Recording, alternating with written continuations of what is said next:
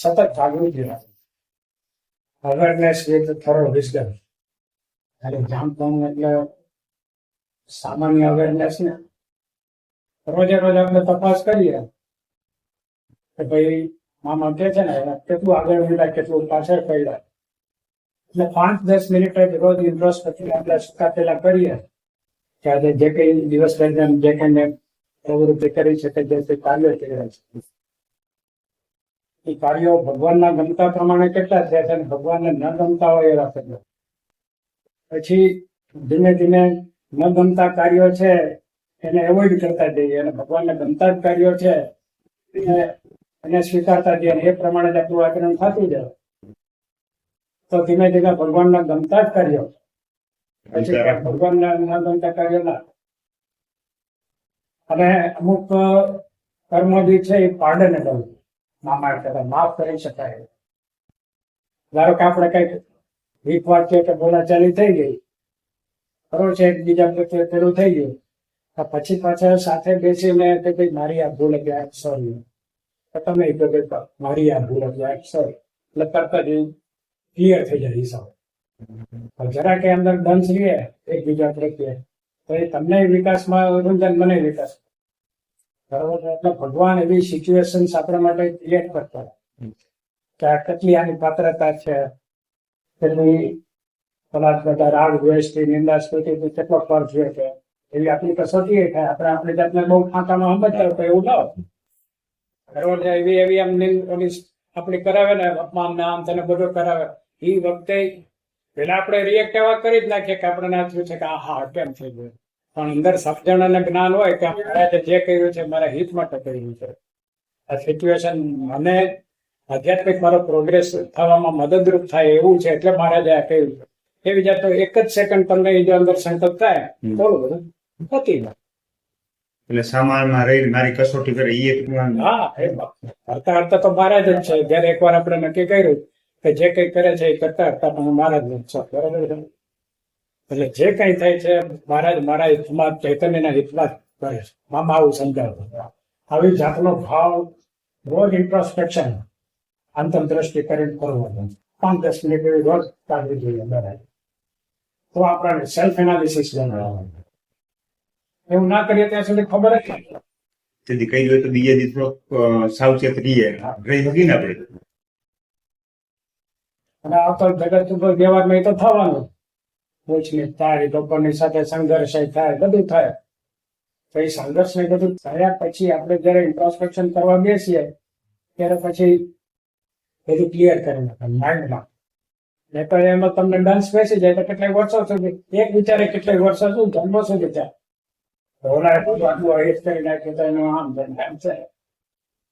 એટલે મામા એવું સમજાવતા કે બધાને માફી આપતા શીખ. ભલે એકવાર રિએક્ટ થઈ જાય, ધારો કે તમે મને કઈ ગાળ દો એટલે એકવાર મને અપમાન જેવું લાગે એટલે રિએક્શન આવી જાય એકવાર. હું જયારે અંતર્વૃત્તિ કરીને બેસું ત્યારે મારાથી કેમ આમ થઈ ગયું. ગમે તે બધા જીવ ચૈતન્ય તો બધા નિર્મળ જ છે, બરોબર છે. એટલે એના માટે આપણે સદભાવને પ્રાર્થના તો કરી શકીએ કે હે મહારાજ તમે એના જીવનો ઉદ્ધાર કરજો અને સદબુદ્ધિ આપજો, પણ સૌથી પહેલી સદબુદ્ધિ મારાથી શરૂઆત કરજો. બરોબર. હવે ભગવાનની સાથે તમે ડાયલોગ કરો એટલે ભગવાન ભળે અને કૃપા થાય.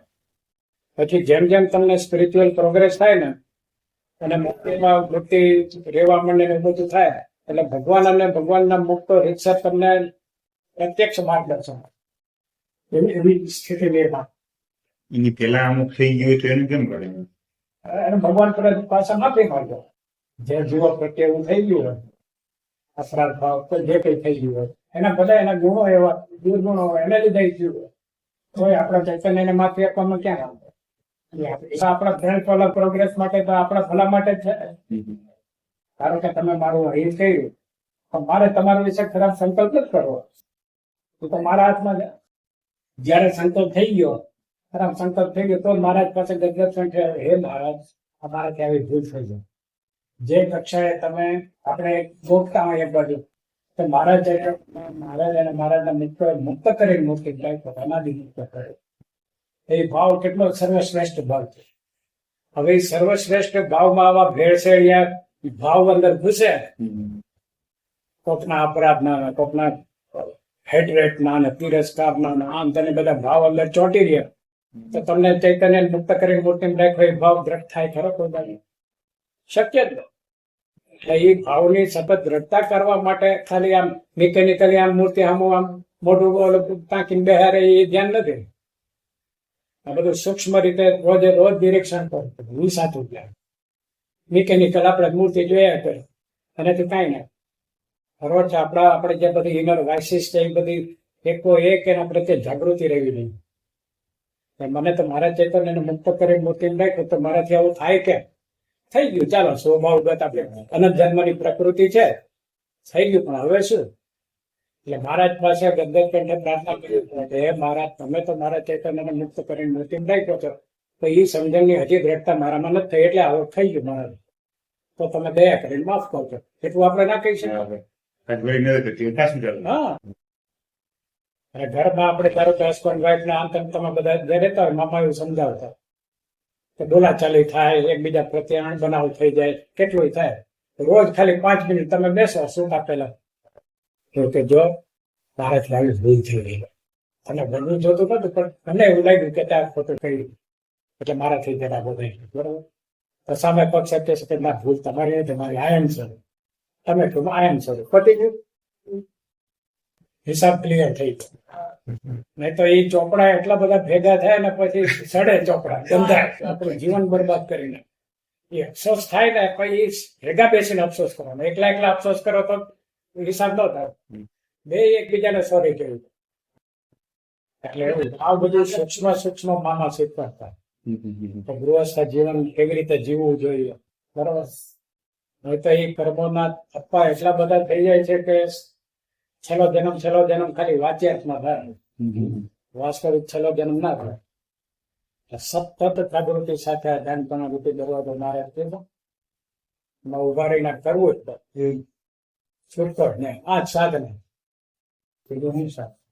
કેટલું સરસ મામા એમ કે છે કે કોઈ પણ ક્રિયા કરતા પહેલા 2-5 સેકન્ડ મહારાજને સમજાવે. બરોબર, એની પાછળ કેટલી બધી જબરદસ્ત સાયકોલોજી મામાએ કહી દીધું. મારે તમને આજે એટલો બધો તમારાથી હું ગુસ્સે થયો છું તો મારે તમને આજે દેખાડી જ દેવું છે. વાળો આમ ને મારે વેર વાળવું જ છે. એ વેર વાળતા પેલા 2-5 સેકન્ડ મારા જ સંભાળવાના છે. બરોબર, કોઈ પણ ક્રિયા કરતા પેલા મારા તો 2 સેકન્ડ મારા જ સંભાળવું તો તમને હું કરી શકીશ? મારા જ નંબર કેટલી જબરદસ્ત સાયકોલોજી મહારાજના મોટા મિત્રોનો વિચાર. ખાલી 2-5 કોઈ પણ ક્રિયા તમને આજે ગાળ દેવી પણ એ ક્રિયા કરતા પેલા મારા જ 2 સેકન્ડ સંભાળી રહ્યા અને ગાળ દેવાઈ જાય તો એનો અર્થ નથી સંભાળી રહ્યા. બે જેવી વાત છે, સંભાળવાની ટેવ પાડી દે. હા, જો સ્વભાવગત પ્રકૃતિ કઈ માણસ એટલે બદલી શકે એવું નથી. મહારાજ નથી કહેતા કે અમે આ માથે ફાડી બાંધ્યું છે એટલે લગારે સાબુ જરાક છેપાયું તો ધોવાઈ જાય, પણ મોઢ જેવું જાડું લુગડું હોય એને ધોવું હોય તો 3 દિવસ ગરમ પાણી બાફે, પછી કેટલાય ચોકા ઠોકે કેટલું ઓલું કરે ત્યારે એ સાફ થાય. અને કેટલાય જન્મના આપણા જે સંસ્કારો છે એ તરત તો સાફ થાય. રોજે રોજ તમે કહો તો થાય. આપણે મોત જેવું રહેવા જ દેવું છે, બાપુ નથી ક્યાંથી થાય? એટલું થાય જ નહીં. આ જ સાધન, આ જ જીવનમાં છેલ્લા શ્વાસ સુધી માનો છે પાત્ર થવાનો પ્રયત્ન કર્યા જ કરે. આમ પાસે ટાઈમ નથી એવું બોલાય જ નહીં. ભગવાન બુદ્ધ પાસે 24 કલાક જ હતા. બરોબર, પરોક્ષના દાખલા કરીએ તો વિવેકાનંદ, રામકૃષ્ણ પરમહંસ, મહર્ષિ અરવિંદ, બરોબર છે, મહાવીર સ્વામી, આ નરસિંહ મહેતા કોઈની પાસે 24 કલાકથી વધારે હતા? આપણા મોટા મોટા સંતો નિષ્કુળાનંદ સ્વામી, પ્રેમાનંદ સ્વામી, મુક્તાનંદ સ્વામી 24 કલાકથી કોઈની પાસે વધારે હતા? બરોબર, એમાં એ લોકો કર્યું કે નહીં? એટલે આપણે એમ ન કહી શકીએ કે આપણી પાસે ટાઈમ જ નથી. આપણે ટાઈમ વેસ્ટ જ કરીએ. મોટા ભાગનો 90% ટાઈમ ટોટલી વેસ્ટ ટાઈમ છે. ક્રિએટિવિટી પૂરતો થોડો ઘણો સારો સમય આપણે કાઢતા હોય, ભલે વ્યવસાય અર્થે કાઢવો પડે ટાઈમ, તો વ્યવસાય અર્થે કાઢતા કરતા વચ્ચે તો થોડો પહોંચ તો લેતા જ હોય ને આપણે. એ વખતે ભગવાન સંભાળવાની કોણ ના થાય? એટલે મામા નથી કહેતા જમતા ભગવાન સંભાળે. એટલે આવી ટેવ પાડીએ તો થાય. કરતા ગમે તે ક્રિયા કરતા માણસ એને ધ્યાન ના થાય પણ હું મૂર્તિમાં છું એમ કરીને જપ ને એવું તો થાય. એટલે કળિયુગમાં જપ ને વિશેષ મહત્તા આપી છે ભગવાનની સ્મૃતિ. એટલે ભગવાનનો જપ કરવાનો, મૂર્તિની સ્મૃતિ કરવાની થાય. એટલે સમયમાં જપ ને તો અંતઃકરણ શુદ્ધ થાય. એ તો એટલો બધો મેલ ચડતર કરે ને કે એમાંથી તમે બહાર જ નહીં નીકળો. એટલે જ જાતનું બહુ વિશેષ તંત્રના મદદ થાય. પછી છેલ્લા શ્વાસ સુધી એમ થાય કે હવે કઈ હજી કર્યું નહીં. ધીમે ત્યારે પૂરું થઈ જાય. અફસોસ તો રહે જ ને, જે કરવાનું આપણને સોંપ્યું હતું એ તો કઈ આપણે કર્યું નહીં. પાત્ર થવાનો પ્રયત્ન જ ન કરે, કૃપા કરી, બરોબર, પૂરું નથી કરવાનું જ. કોઈને ખબર શું પડે આપણે શું કરીએ? અંદર ખબર જ ન પડે. મહારાજ મૂર્તિ અંબાડીને આપણામાં શું દોષ છે, શું કાઢવાના, મહારાજ કલ્યાણકારી ગુણો આવે છે કે નહીં, બધું આપણે ધ્યાન ન રીતે રાખી શકીએ. ચાલો આટલા નથી આવ્યો તો પ્રયત્ન કરો ભાઈ. એટલે મામા કે છેલ્લા શ્વાસ સુધી તમે પ્રયત્ન કરો પ્રામાણિકપણે, પછી બાકી મામા સંભાળી લે. આવું ચોખ્ખું મામા. સંઘર્ષ જ જીવન છે. એની લાઈફ પ્રોબ્લેમ્સ વગર હોય જ નહીં. આ કેટલાક મામા હતા અત્યારે મારી પાસે કેટલાય એવા જ પ્રાર્થના બિચારા રોતા હોય, કરતા હોય, શું થાય, આપણે પ્રાર્થના કરીએ, મારે બોલો તો સારું ગાઈડન્સ આપીએ. પેલાને દોડી રહ્યા. એટલે મુશ્કેલીનો ટેકલ તો એને જ કરવાનું હોય. તમને કઈ તકલીફ આવે તો હું થોડી તમારી તકલીફ સહન કરે, તમારે જ કરવાનું. હું ખાલી મહારાજ ને કે મામાને પ્રાર્થના કરો, તમને થોડુંક બળ આપો, પોઝિટિવ સૂચનો આપો કે જેના લીધે તમે એને સિચ્યુએશનને ટેકલ કરી શકો. બરાબર, સિચ્યુએશન પોતાને ભોગવવી તો પોતાને થોડું બરોબર હવે તૈયાર થઈ ગયો હોય તો ફાઇટ આપી શકે. લશ્કરમાં ઓલો કમાન્ડર હોય, બધા મિલિટરી વાળા ઓલા નામ કેવો આમ એક હોકારો ફટકાર કરેલો આમ જીતો આવી જાય. ફાઇટ આમ મૃત્યુ હાથમાં લઈને તૈયાર થઈ જાય બીજા, ખાલી એક ઓલાને કમાન્ડ લીધો. મહારાજ અને મહારાજના મુક્ત કેટલા કમાન્ડ આપ્યા છે, એટલા બધા સૂચનો આપ્યા. અને હિપ્નોટિસ્ટ હોય ને, હિપ્નોટિસ્ટ એના જોયા પ્રોગ્રામ એમ હિપ્નોટાઇઝ કરી નાખે ને એટલે તમારું જાગૃત મન કોન્શિયસ માઇન્ડ ને એક બાજુ કરે અને સબકોન્શિયસ માઇન્ડ ને કંટ્રોલ કરી લે, પિક્ચર કરી. પછી જે સૂચન આપે ને એ તમને અંદર સ્વીકાર થઈ જાય. એટલે કોકને એમ કે આમ લોટ આપે અને કે તમે આઈસ્ક્રીમ ખાવ તો ઓલા રીતસર આઈસ્ક્રીમ નો જ સ્વાદ આવે, આખો એ લોટ, એટલું બધું થઈ જાય. એટલે એ ઓલા હિપ્નોટિસ્ટ નું જે બળવાન સૂચન છે, સજેશન, એ એટલી બધી અસર કરે. તો મહારાજના પૂર્ણ પુરુષોત્તમ નારાયણની દિવ્ય વાણી વચનામૃત કેટલા પાવરફુલ સૂચનો હોય. બાપાશ્રીની વાતો, મામાશ્રીની વાતો, ગોપાલ સ્વામી, મનતુતાનંદ સ્વામીની વાતો, કેટલા જબરજસ્ત સૂચનો હોય. એટલે જ મહારાજે વચનામૃતમાં કીધું કે કથા વાર્તા નો કરે એમાં ગુણ આવે જ નહીં. એટલે સાક્ષાત્કાર થઈ ગયો હોય તો બીજાના સમાજ માટે કરવું. કોઈથી કઈ વાંચ્યું જ નહીં, કઈ ભાન ન હોય, મહારાજ શું કહેવા માંગે, મુક્તો શું કહેવા માંગે, તમને કેવી રીતે શુદ્ધિકરણ થાય? બરાબર, મહારાજના આવા પાવરફુલ વચનો ભરાવાણી કહેવાય મહારાજને. એ જ આપણે વાન વળીએ ને તો શું પ્રગતિ બાપાની દિવ્ય વાણી. એક એક શબ્દ આમ અમૂલ્ય કહેવાય. ચિંતન મનન નિધિધ્યાસ થવું જેટલું થાય આપણી પાસે, જેટલી શક્તિ, સમયની મર્યાદા જે શક્તિ થાય કઈ જાય આ જ જીવાય. આટલા તો પૂરા થઈ ગયા, એટલા તો પાછા આપણે જીવવાના નથી. જે કઈ છે એ થોડા વર્ષોમાં જ પૂરું કરીને જવાનું. તો શું કામ નહીં? ભગવાને મોકો આપ્યો છે તો કાપી છે, આપણે મૂર્ખાઈમાં થતા કાર્યોમાં કરી નાખીએ. પછી છેલ્લે અક્ષેષ પાર નો. હે મહારાજ, તમે આટલી બધી તક આપી હતી, આટલા બધા સગવડતાઓ, સગવડ બધી આપી, કઈ ન કરી શકે એવું થશે તો અફસોસ થાય.